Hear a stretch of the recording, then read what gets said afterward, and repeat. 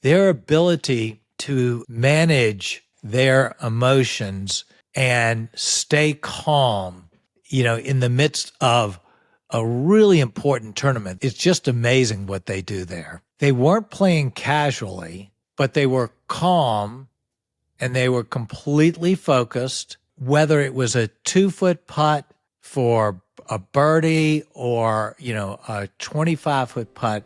They gave equal, clear, focused, calm attention to every single shot.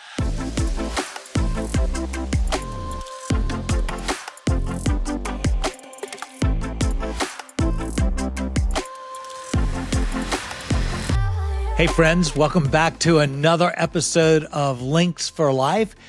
And we're going to do something a little bit different today that I think we'll enjoy doing a little bit throughout the Links for Life podcast, in that my creative producer, Joe Wise, and I are going to kind of enjoy some episodes where we just go back and forth on some lessons that we're learning in the golf world that also apply in the rest of life, which is a lot of what Links for Life is about, the intersection of golf growth and God.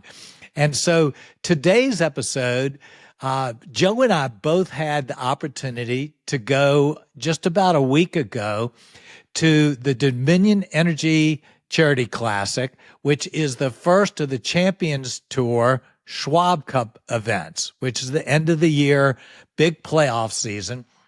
That was held at the Country Club of Virginia at the James River course. And Joe and I went on separate days to watch. And when we got back together, we just immediately kind of had this sense of, wow, when I paid attention, I really noticed some things that could help me in golf and that were very noticeable, particularly because they were noticeably different. And so we thought it would be kind of a good conversation to hear a little bit of the things, Joe, that you saw in it and that I saw also. And I just got off the golf course, so the contrast even stands out even a little bit more. So, Joe, I thought we would just go back and forth a little bit. And what'd you think of it? It was fantastic. And also, that is kind of you to say that I'm going to be contributing anything of substance to this conversation. I'm mostly excited to pick your brain on this because you are my golf coach. I don't know if you knew that, but you're my official golf coach and you're my official life coach as well. So oh, gosh. It's going to be a little bit of my observations and hopefully a lot more of yours. Well, I tell you, it is amazing because I love to think about the game and I love to analyze and pick it apart and figure out how to get better. And, the Champions Tour is very cool because it's a lot of guys my age, some younger, not many older, but to watch how they do it at this stage in life, some of the best players in the history of the game, I really learned a lot watching that. And so it definitely caused me to think a lot. Did it feel different? Because you've gone in past years as well. Did it feel like this year there were more observations thinking about it in terms of doing the podcast now, or is it every year there's something new?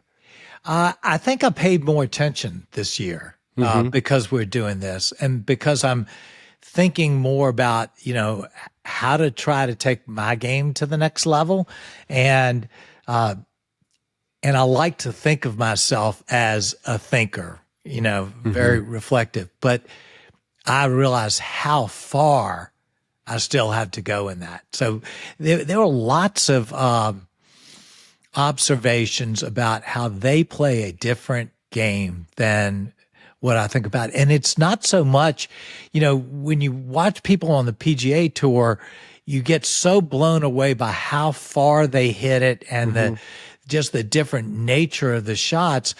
With the Champions Tour, it's not so much about that. One of my favorite guys, Bernhard Langer, to watch play, and he doesn't actually hit the ball much further than I do. And I'm watching it on a course that I play a lot.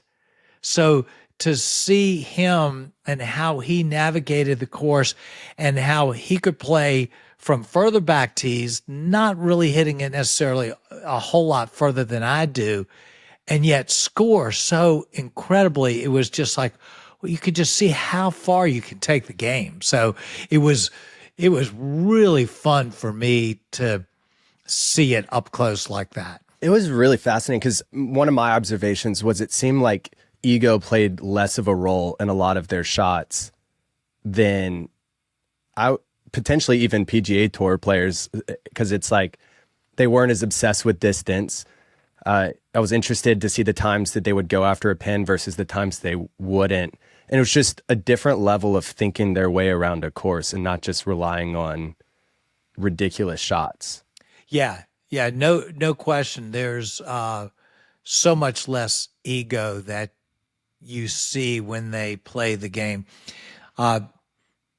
They also, well, I would say, I was about to say that they don't miss shots. I mean, they almost always hit, but it's not true. They actually do miss some shots fairly badly, but yet still you end up looking at their scores and they kind of ho-hum 4 under or something like that.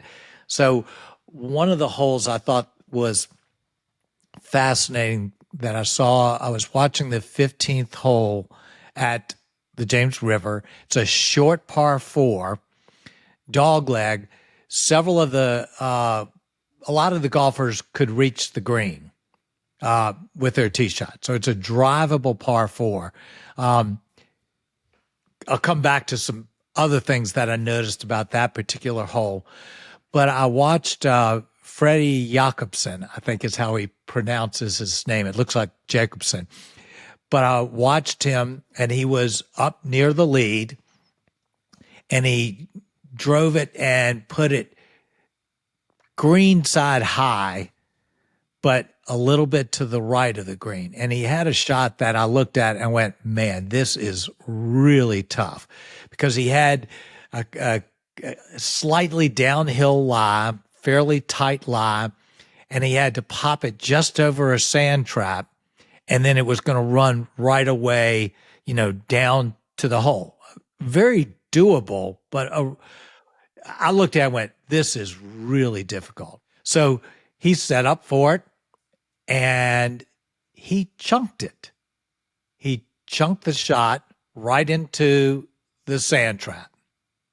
So then if I was looking at him, I wouldn't have known that he didn't hit a great shot. He just calmly walked down into the sand trap, and now it was a fairly vanilla shot out of the sand trap down towards the hole. He bladed it over the green, almost into an unplayable lie. He made no reaction whatsoever. And then he went across the green. Now he had an almost impossible shot, and he hit this incredible chip shot, bumped it into a mound, over, put it to 8 feet, missed his putt, double bogey. I would have been all over the place. He just calmly putts out and then goes and I think made a couple more birdies before the end, and he was still right in it. But I thought everything about it was like he really badly missed 2 shots, and he was in contention, and this felt like it was going to take him out of contention, and yet he had almost no reaction to it. And I thought, man, his ability to control his emotions and handle that in casual rounds, I don't do that. Right. And even though you mentioned that it's a hard second shot, the number of times that I find myself messing up a shot like that when it feels like there's a golden opportunity that I'm pin high and 1 on a drivable par 4, that I need to make sure I at least birdie this. Right. And even though the shot's hard, then I make a bad second shot. And then you're right, like on a casual round, this absolute mental snowball that happens from me. Yeah, I know. But they kind of somehow get beyond that.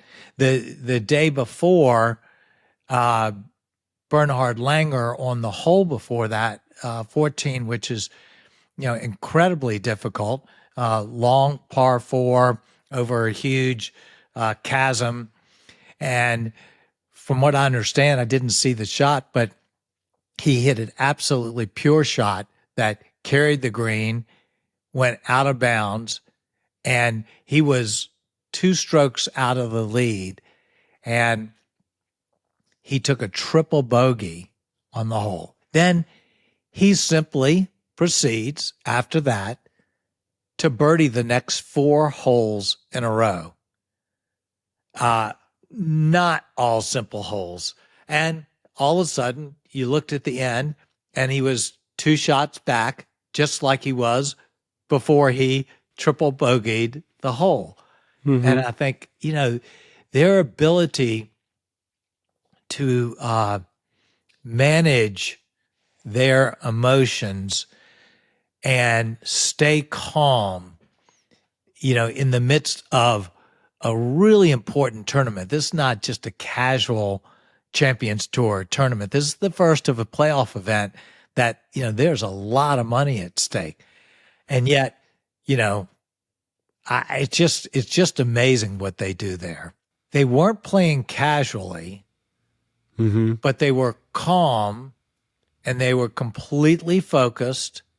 And whether it was a 2-foot putt for a birdie or, a 25-foot putt, they gave equal, clear, focused, calm attention to every single shot. And then moved on to the next right afterwards, which I think what you're saying is like you hit a bad shot, the next shot's what matters. Whereas I'm unable a lot of times to flush that and just obsess over, I can't believe I made that mistake. Yeah. So I was just out playing golf, mm-hmm. and it was a brutal round, 45 degrees, 15-mile-an-hour winds. We were playing back tees a little bit further than I normally play. And, I was hitting some good shots, but it was getting cold. I was getting a little bit stiff, made a few loose shots. And I was so aware, and I was thinking about the Champions Tour, I was so aware how quickly my attention got diverted, how I got out of the flow of a round when I hit a bad shot and all of a sudden the round was starting to get away from me. I couldn't keep my attention. And I feel like I'm better than most at that. But I thought they are leagues beyond that in terms of the ability to keep attention, to stay calm and focused and play one shot at a time and then move to the next one. Every shot matters the same, but in a sense, no shot matters too much. Right. So they can stand over every shot in a sense and go, I'm going to hit this shot. It's going to go somewhere. It'll be good or it'll be bad. And then I'm going to go hit another shot. So mm-hmm. they never take any shot too seriously, but they take every shot seriously. And I feel like sometimes my worst problems come simply because I take shots too seriously. I'm putting mm-hmm. too much weight and emphasis as is every shot matters. Every shot is life or death in the golf round. And it completely then causes me to tense up and hit a worse shot than I'm capable. It's why you can't take the range game out onto the course, because all of a sudden it matters and it ends up mattering too much in terms of playing in the round.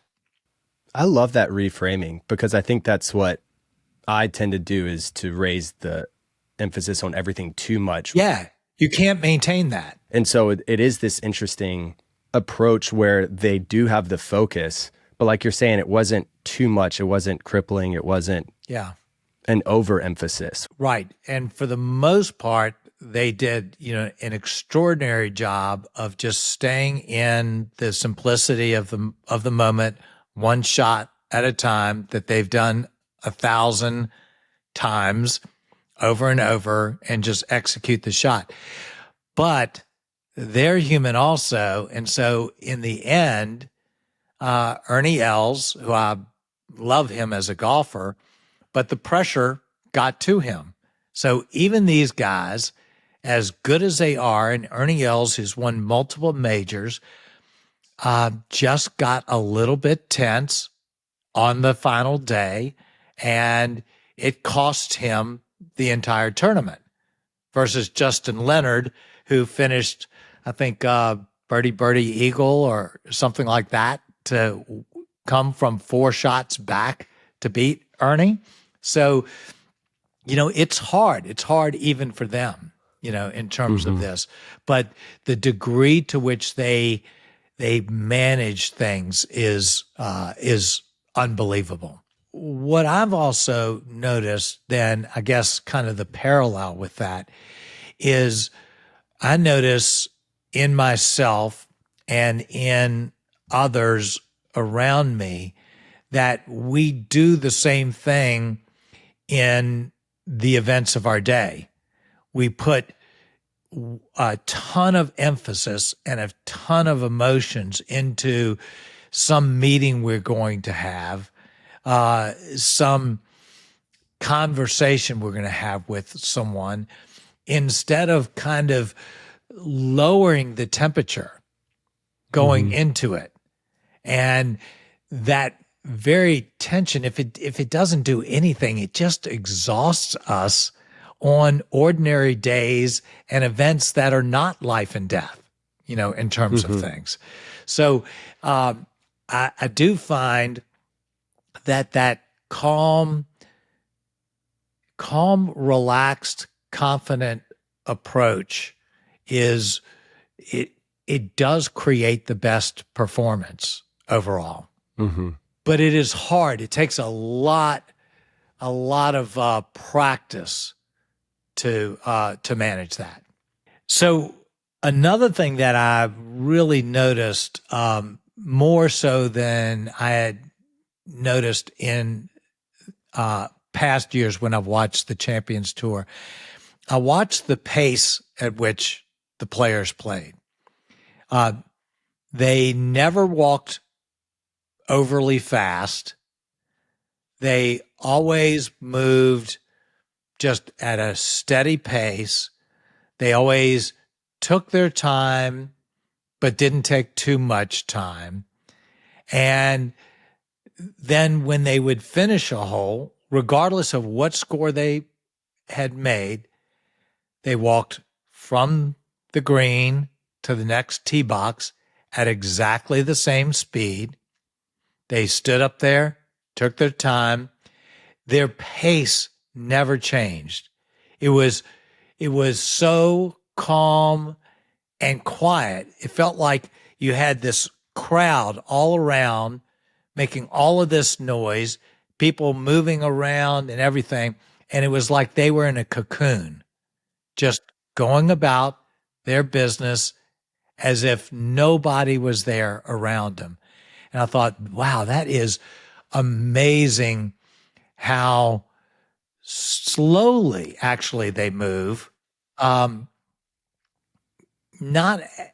artificially, but it was just calm, relaxed moving. And I've noticed in my life that the more busy I am, the more rushed I am, the more important it is for me to slow down. And I've actually learned, this is maybe one lesson I have learned, but I see how much they practice it in this golf, is the more pressure, the slower I go. Even when I'm late, I go even slower because I need to, because if I get that tension going in my body and I'm thinking, then the whole day kind of gets off gear. And if I can just stay calm and go slow, I can go through a really, really busy day without getting exhausted and I actually perform better throughout the various things that I have to do. I get more done going slowly than I do if I try to rush and move quickly. It seemed like they were using their body to regulate emotions in a lot of ways too. Yes. Like I know for me, when I'm thinking about something, if I just get outside and go on a walk, that helps my brain transition from thing to thing. And I notice on a golf course, when I hit a bad shot or a good shot, actually, I will rush up to the next one because I want to hit another shot right away. Right. And either way, that's like my emotions driving my movements. And generally that leads to a bad shot because it's rushed. You know, I have an issue with my tempo in golf as is. Yeah. And so that accelerates it too. And it just seemed like they were deliberately walking at a slower pace, as you mentioned, in a way that didn't allow them to get too high or too low after the last shot and immediately try to make it up. Because I think that can be the pitfall sometimes with a bad shot is I'm going to make it up on this next one and I'm going to rush to it. And they hit the shot and then they slowly walked up and they went about their next shot completely independent of that. Well, I think what you said is really important. I think it's very important kind of just for our lives. We tend to think that we think our way to what our body does, that, you know, if we think about it hard enough, we can reduce tension, we can reduce stress and everything, and don't realize that our bodies can actually train our brains, that our brains will pay attention to what we're doing with our bodies, so that if we slow down, it's like our bodies are actually sending a message up to our brains, there's nothing to worry about. You know, and if we take some deep breaths, we're actually training our brains, you know, about the situation that we're in.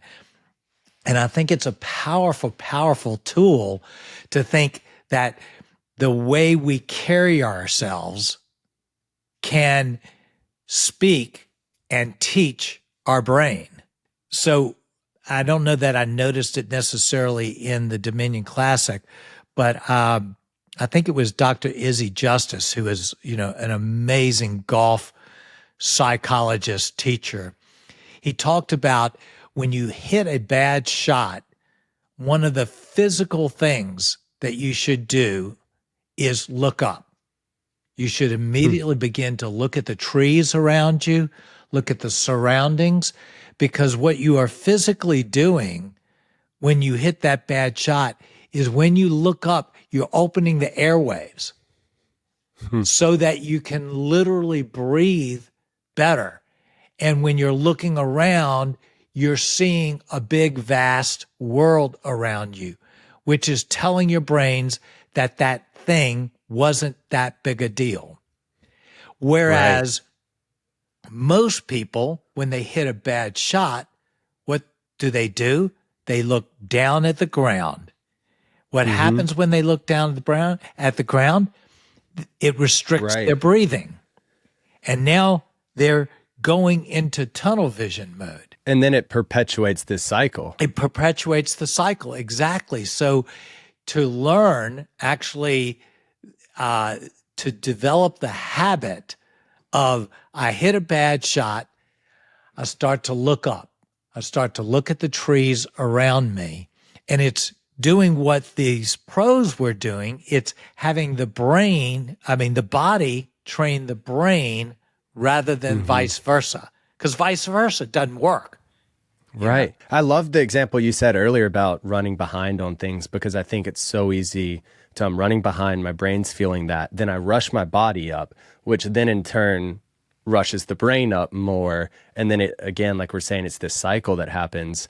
And I'm notorious for running late, running out of the house, forgetting something, running back in, running back out the car, you know, and if I had just calmed for a second, I would have almost always gotten everything in time and just walked out. And maybe I'm a little bit behind, but I'm probably not more than before. And I arrive in a much, much less anxious state the way that I want to arrive and show up to places. Right. So it is a tremendous practice to learn.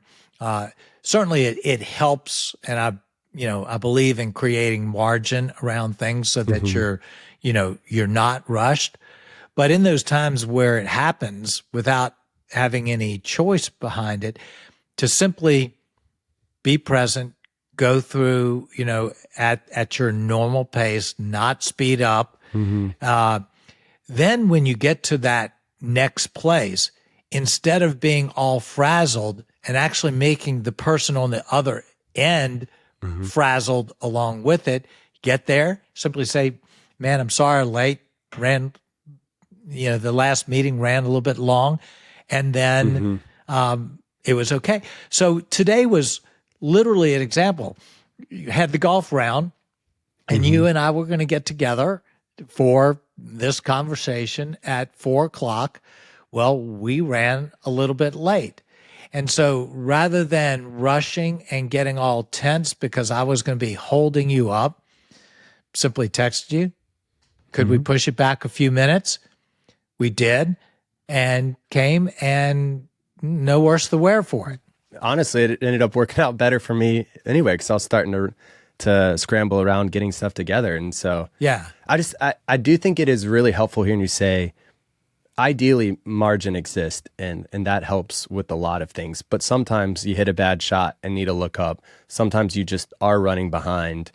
And when that happens, the difference between allowing that to continue and then feed your brain and then feed your body again, the opportunity to pause and allow your body to then start telling your brain to slow down. Well, to exactly, reset. because if you do that, you can get back on track emotionally with your time and everything else, versus if you don't, it snowballs. So I would have loved to have seen Bernhard Langer after that triple bogey, and to see what his facial expressions were, see what his pace was. Did he change his thinking I need to get shots back? What happened? And I feel absolutely confident that he probably did not change a thing. He just went to the next hole. He found some way to birdie it.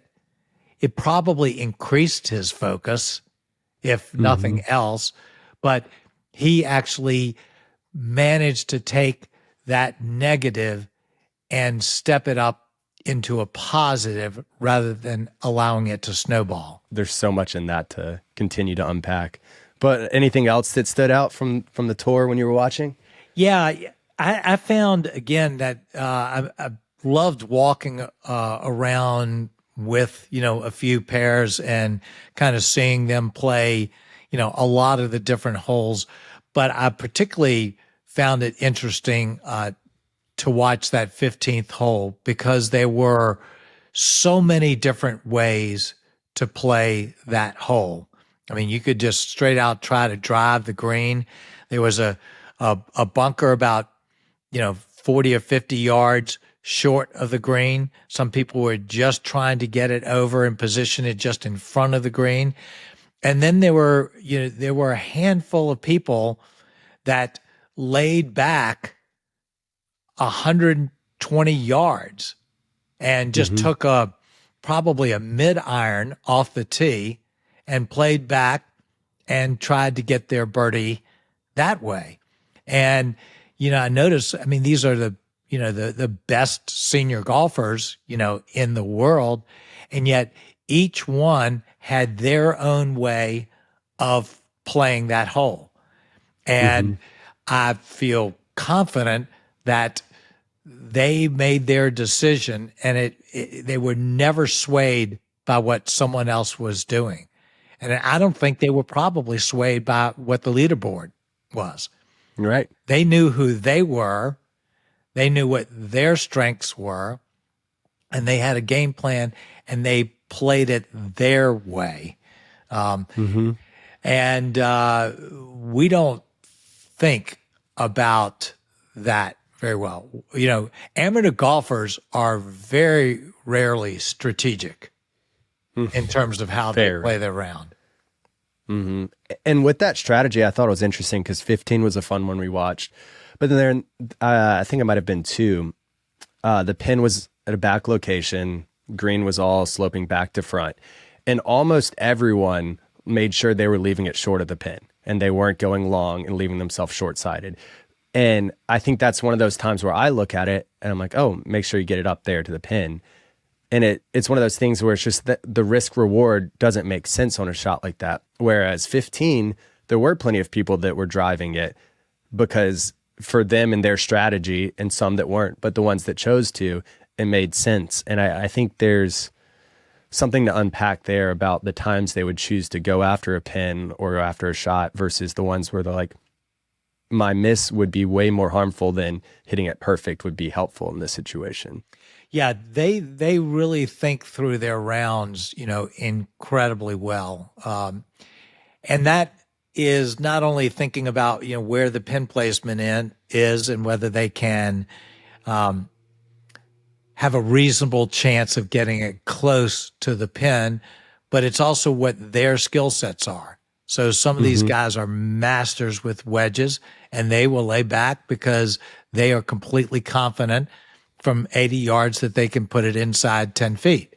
And so that's what they're going to lean to. But they think through every hole so incredibly well. There are a lot of pin placements that they could use on the golf course that were functionally inaccessible.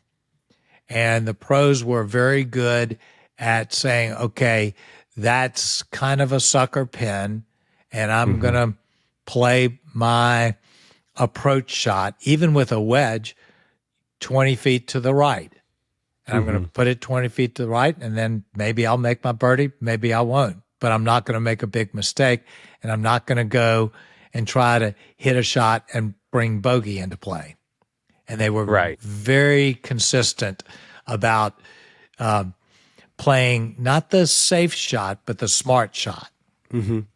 Which I think was sometimes maybe what I would have considered the hero shot if I'm not really thinking about it, because it's not really hero shot, it's the smart shot in that situation. When we're talking about 15, the times they were going after it, or certain pin locations where they could go after it, but they were thinking through which one is the smart one and which one sets me up best. And if that's 20 feet right, I'm going there. If it's this location, I can go at the pin, I'm going at the pin. Right. And they know their abilities very clearly and what is taking on too much risk or not. It's not always laying up, but what they're doing is they're thinking through this one as a whole sets me up for success, right? It's not always I'm going to go middle of the green. Yeah, exactly. They know when to go for something or not. There's a fascinating statistic from outside of, I think it's 30 or 35 feet. The pros, if you look at all of their putts, are short almost exactly 50% of the time, and they're long exactly 50% of the time. Oh, wow. So because they know from that long distance, the chances of making it are small. So they're thinking when they get outside of a certain distance, all to avoid three putts. So it's all about that, getting that perfect range of, short versus long. So it's 50%. But when they get to 15 feet, the statistics show that they will be long 92% of the time. Interesting. So as soon as they get into that make range, they have the control to say, I will hit it long now, because long will probably only be a foot or 2 feet or 3 feet, and I'll always make that coming back. But I don't want to be short on a 15-foot birdie opportunity. So they have, whether they've defined it in their minds, they know on the longer putts, I am lagging, so to speak, lagging, not being short of the hole, being the same amount of time short as long. So Right. it's, trying to get that distance perfect. But then when they're in tight, it's like, I'm never going to be short. To be short is a horrible error. That is a fascinating stat because I'm just totally making it up, but say their distribution on distance is 5 feet from 30, you said 35 feet was the putt that they were doing that? Yeah. Yeah. So they're going to put at the center of their distribution essentially at the hole, trying to get that right. And sometimes that'll be 2.5 feet short. Sometimes it'll be 2.5 feet long. Whereas from 15 feet, maybe it's 3 feet and they're going to give themselves a 4-foot putt or something coming up back at most. Yeah. Wow. It's fascinating. Yeah. So it's that type of thing that they know exactly, and again, it's intention. I'm at this distance. My job is to not 3-putt. If I happen to 1-putt, that's, gravy. So I'm going to try to get it just right to the hole, but I'm not going to be upset if I left a 30-foot putt 6 inches short. That's actually a great putt. Whereas as amateurs, we think, oh, I left it short. I could have made that if I just hit that a little harder. And then we 3-putt because we knock it 6 feet by. The stats for that were just such a clear example of what we were talking about, of knowing when to go after it, because going after its miss doesn't really hurt you that much, versus when to just make sure that you don't miss it too much and put yourself in a safe one. Yeah. Yeah. It just clearly depicts that statistically. Whereas the normal way of thinking is I'm going to try to putt the same way every time, which means, from 10 feet, I'm trying to get the distance perfect, which then you leave, half short, half long. So half short, half long on a short putt is terrible. But being long 75% of the time from 40 feet is also terrible because you're bringing so many 3-putts in. Right. That's probably 8 feet past a lot of times if you're doing that. Yeah, exactly. That's interesting. Anything else that you had from it, or should we wrap up this episode? Yeah, I was just so impressed by how they bounced back from bad play. Whether it's just a simple bogey that they messed up on, or double bogey or triple bogey, they just move on, and they just keep their games together so much. And I think about how many good rounds I let get away from me because it's such a good round, and how many bad rounds I eventually kind of check out on and turn it into a worse round. So that's not the way to get better in golf. No, it is not. And bringing in the ego thing we were talking about, it's just funny to me because the number of times that I'll be so embarrassed that I double or triple bogey when I should be doubling, triple bogeying. And if they do it, they just flush it. It's okay. They just let it go. And the likelihood of them doing that is far, far, far less than me. Yeah. And yet they allow it to affect them less than I do. It feels like it should be the other way around. You would think. Yeah, it would be.